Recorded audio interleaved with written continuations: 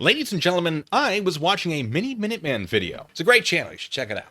And he referenced a TikTok creator who publishes under the name Phil's Pixel. Now, Phil's Pixel appears to create content promoting conspiracies, and I wanted to check out what impressionable conspiracy theorists were considering a la mode. No, not the ice cream. A la mode is French for what is currently in fashion. See? I've already taught you more than some of the videos I'm about to discuss will. The first video I opened up was this, a video about perpetual motion.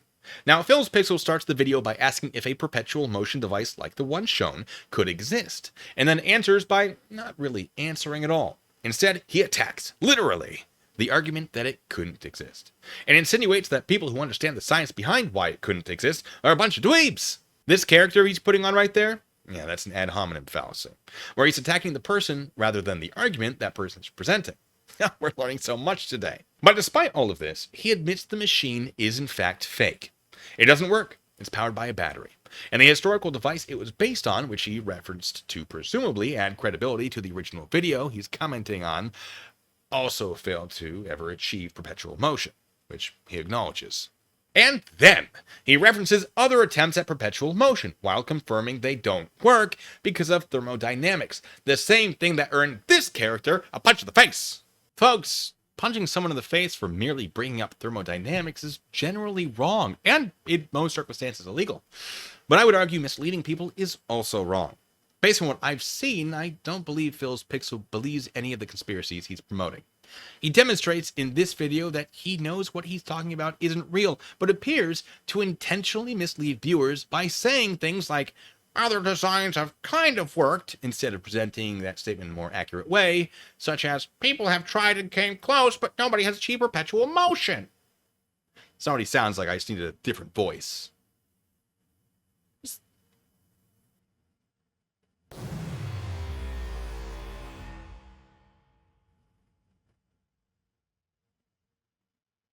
All of you getting a membership, you have blood on your hands.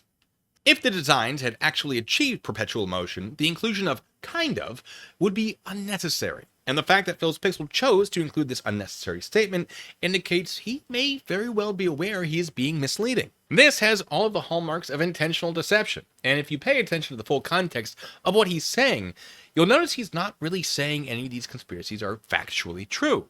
He just comes very close, immediately discredits the conspiracy, but then attacks the information he has just used to discredit the topic of discussion by, for example, suggesting the truth may be getting suppressed. Phil's Pixel's actual message in this video is that no functional perpetual motion machine is known to exist. So, if challenged, he can absolutely defend his content by truthfully saying he did not claim otherwise. This is very similar to a Mott and Bailey fallacy, where someone makes a controversial argument in a way that allows them to switch the argument to something more reasonable when the controversial argument is challenged. His intent seems clear, but it's hard to directly accuse him of presenting false information when all he has to do is say, well, actually, I said these machines didn't work. Well, yeah, you also punch a caricature for correctly addressing the reason perpetual motion is impossible, but okay. So to gain and retain viewers who might be interested in conspiracy theories, he just has to appeal to emotion, which is another fallacy. Every fact that goes against the theory is presented in a negative way, while the conspiracy is promoted positively. If you're familiar with the book Unspun, written by Brooks Jackson and Kathleen Hall James, you may also recognize the use of the eye candy effect. A great example used in that book is commercials for medicine. A voice may be listing terrible side effects, but everyone in the commercial looks so happy, because pictures tend to overpower spoken words. We remember how happy everyone in the commercial looks, not the side effects that may come with the medicine. Similarly, Phil's Pixel is showing images of alleged functional perpetual motion machines while actually suggesting they don't work, but because we see them in motion, we might remember them as working. Not only that, the memory of them working is associated with positive emotion, while any memory of reasons why they don't or couldn't work is associated with negative emotion. I beat you to it. I beat you to it. Finally, Phil's Pixel implies someday in the future, perpetual motion may be achieved, and that's hard to argue with, because any attempt to say, no, it won't because science, can be met with, how do you know? Maybe you're just bad at science. You can't predict the future. Clever, right? I disagree with what he is doing morally, but I recognize his skill. Remembering everything we discussed, let's look at and break down another video. In this, Phil's Pixel shows various images of giant humanoid skeletons being unearthed, and there are immediately some issues. Take this one for example. I initially thought that an image of a skeleton had been overlaid on an image of some sort of construction or archaeological site, and then altered to try to match the angle, so I conducted a reverse image search and found this. A stock photo. The skull perspective is still weird, though. Maybe I was wrong about that. Let me just, Oh, well, that must be a living giant next to the skeleton. But maybe that's a manipulated photo. It's not like we have any other angles. Oh. Well, it's a good thing Phil's Pixel quickly says these photos are deemed to be fake. Just like in the last video, he presented things that would support his claim if they were real, attacked theoretical viewers who might support they weren't real, and then confirmed they weren't real, which means he knew they weren't real the entire time. Don't worry, though. He claims he's going to show you the real photos. And he actually does, but the way he does it is, once again, deceptive. Right after saying he'll show you the real ones, he shows another doctored image, which he confirms is doctored.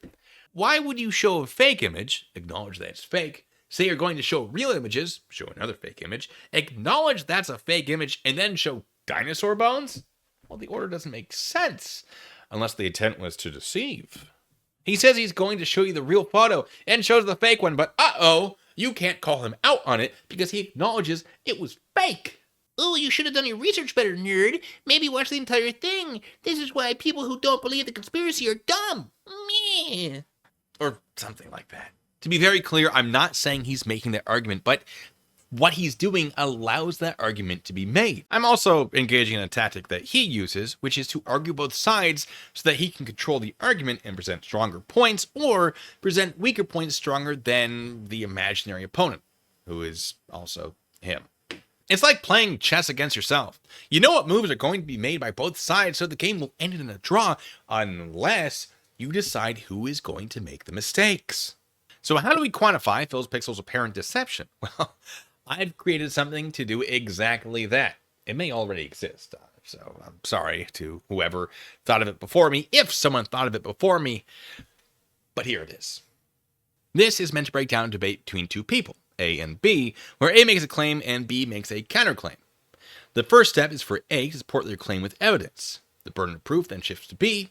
B can then challenge the evidence with their own evidence, setting A back to square one. A can then refute B's evidence with additional evidence, and if they do that, they can present more evidence, or the same evidence if it's applicable, to then promote their own position in the argument. If B only refutes evidence without providing any to support their claim, then they can never win, only force a draw of sorts. But if they refute A's evidence and provide evidence to support their counterclaim, then the roles are reversed. Now A has to provide evidence refuting B's evidence and must present additional evidence to support their claim to reverse the roles again. It's complicated, I know. The debate ends when one side can no longer present evidence, and if we're keeping score, the other side gets a point. If these rules are not followed, the discussion may branch out into separate debates. Under certain conditions, this may be indicative of the use of logical fallacies. But Phil's Pixel isn't having a debate, right? Well, he is arguing both sides of the discussion, so he is, in a way, debating himself. With that in mind, let's do a more detailed analysis of the video.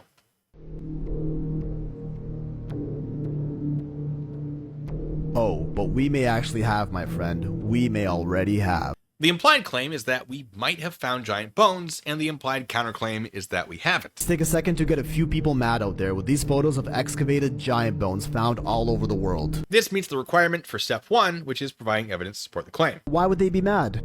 Oh, it's because these are fake. That's right. Every one of these photos of giant bones have been deemed fake. This meets the requirements for step 2A.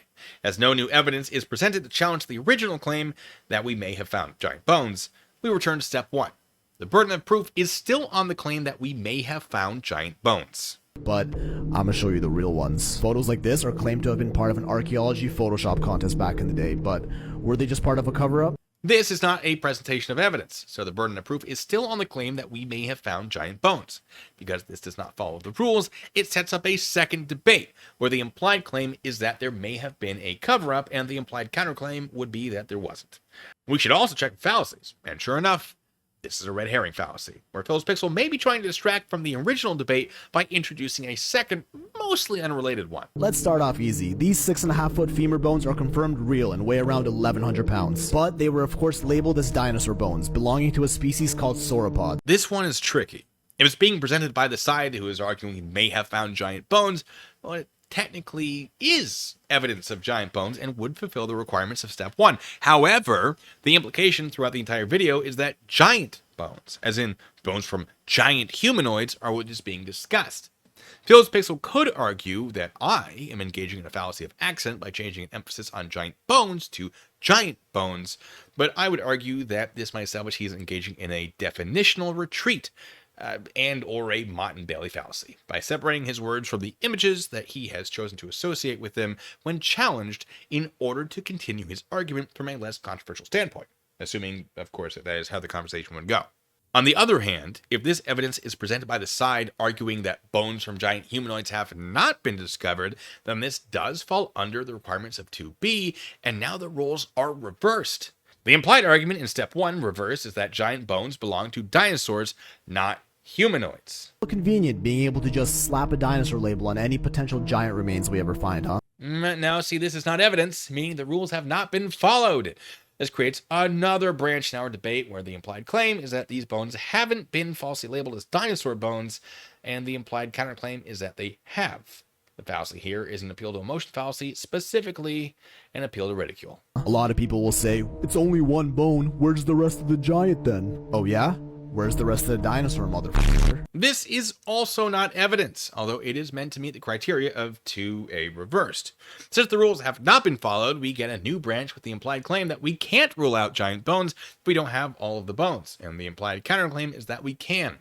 The associated fallacies are the begging the question fallacy, where the existence of giants is presumed to be true without evidence, and therefore a large bone could belong to a giant, and the appeal to ignorance fallacy, which suggests that giants might be real because nobody has proven that they aren't. But you know what? They might actually be dinosaur bones, so let's not jump to conclusions yet. The previous statement is withdrawn, so we'll disconnect this branch. Like this two-headed mummy discovered off the coast of Argentina in the 1600s, measuring 12 feet tall and currently on display in a museum, confirmed by many physicians to be real. This is step 2A reversed and 2B reversed, as it counters evidence in support of the argument that giant humanoid bones don't exist, as well as the claim itself. The rule is reversed again. 2A is implied when Phil's Pixel says many physicians confirmed it was real, because that suggests the possibility some physicians didn't confirm it was real. Otherwise, why not say all physicians who examined it confirmed it was real? Which brings us back to step 1.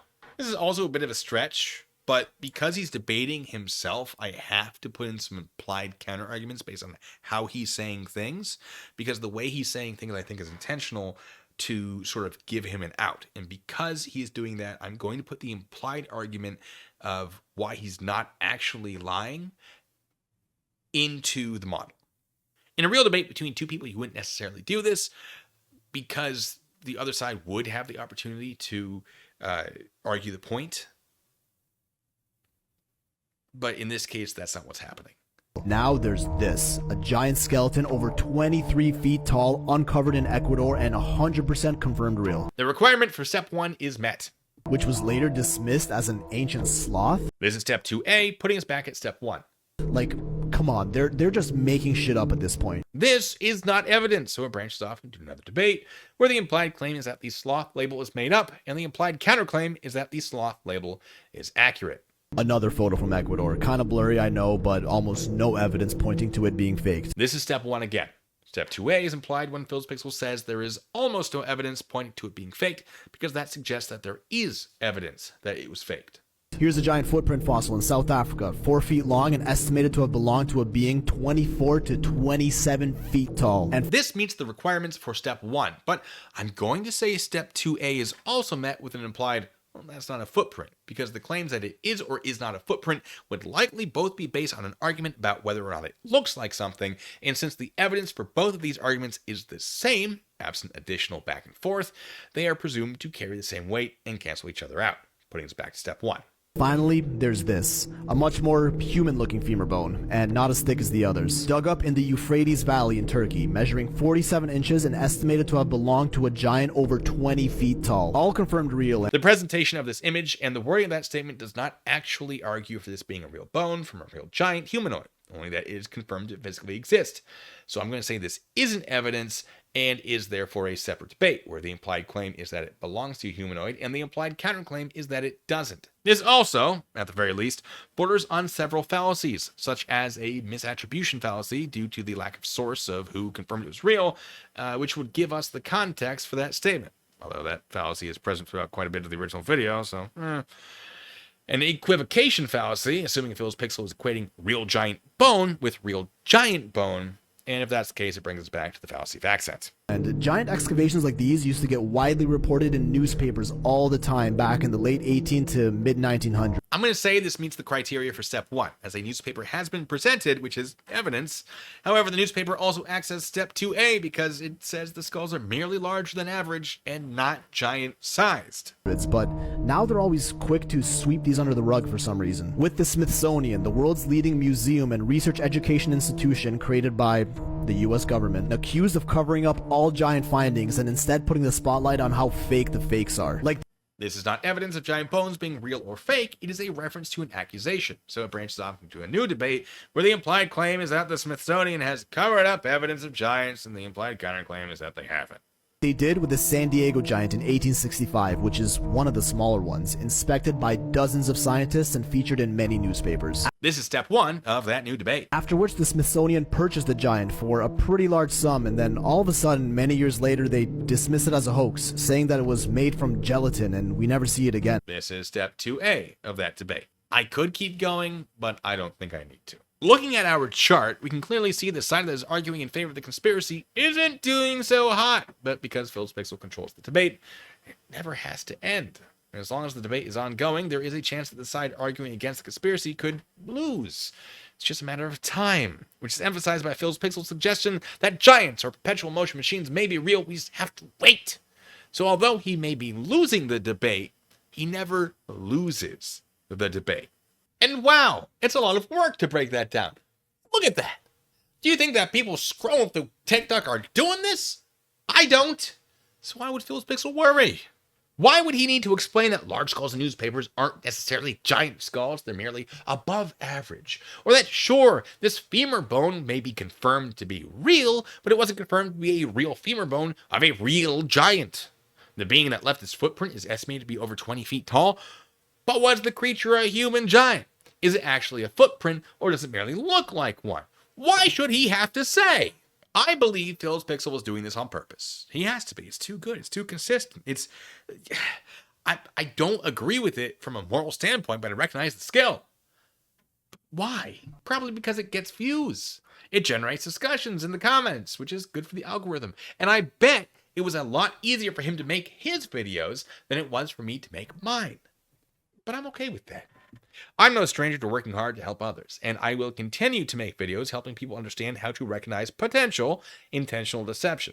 Although I'm not stating as a fact that Phil's pixel is doing this on purpose, I just appreciate the existence of such an excellent teaching tool. I'm afraid, though, that this is going to be it for me today. Hit that like button if you like this video. Leave a comment telling me your favorite type of cookie. And until the next time, be good, stay safe.